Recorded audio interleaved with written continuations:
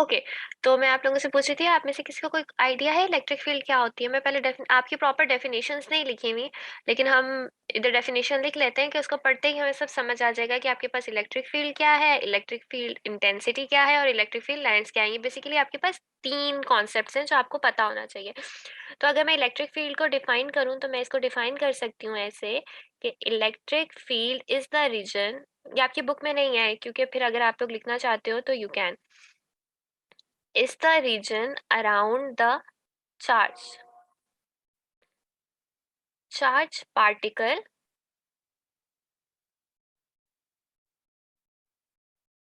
within which the other particles या charges experience the force of attraction and repulsion। ठीक है, कुछ कुछ आइडिया हो गया होगा मेरे बच्चों को कि क्या होती है आपके पास बेसिकली इलेक्ट्रिक फील्ड।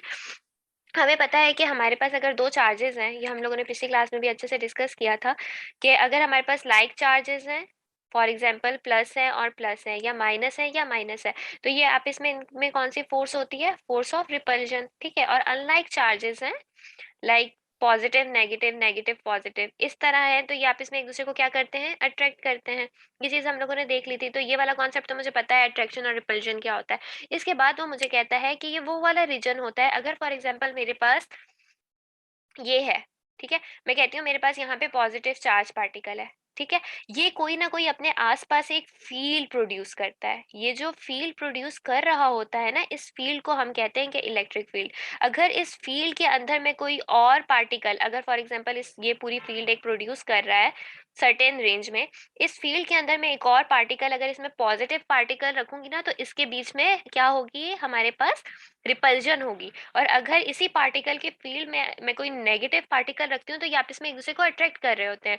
तो ये जो अट्रैक्शन और रिपल्जन का कॉन्सेप्ट आ रहा होता है ना, मैंने यही सोचा कि बीच में तो कोई मीडियम ही नहीं है, मैं दो पार्टिकल्स को अलग अलग रख रही हूँ, ये एक दूसरे को रिपेल या एक दूसरे को आपस में अट्रैक्ट क्यों कर रहे हैं? हालांकि बीच में तो कोई मीडियम ही नहीं है। तो मुझे पता लगा कि बीच में एक फील्ड है उस सर्टेन पार्टिकल की, और अगर उस पार्टिकल की रेंज में वो दूसरा पार्टिकल आता है, तो मेरे पास या तो फोर्स ऑफ अट्रैक्शन होती है या तो मेरे पास फोर्स ऑफ रिपल्जन होती है।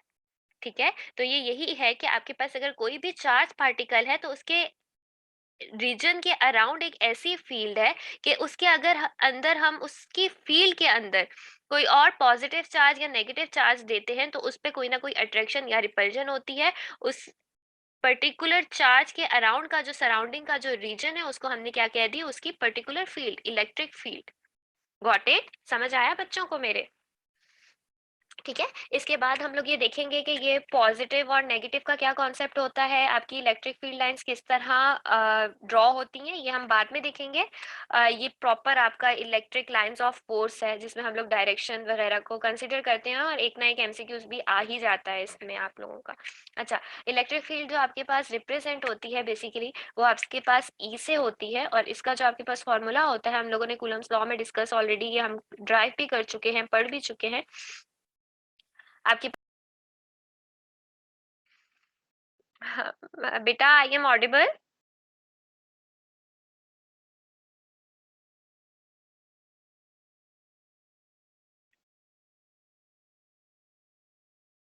मेरे पास ना आज थोड़ा इंटरनेट का इशू है, इसलिए ये बार बार नेट जा रहा है और आ रहा है। ठीक है, लेकिन फिर भी हमने क्या करना है? हमारा मोटिव क्या है? इलेक्ट्रिक फील्ड को खत्म करना है। ठीक है, अच्छा,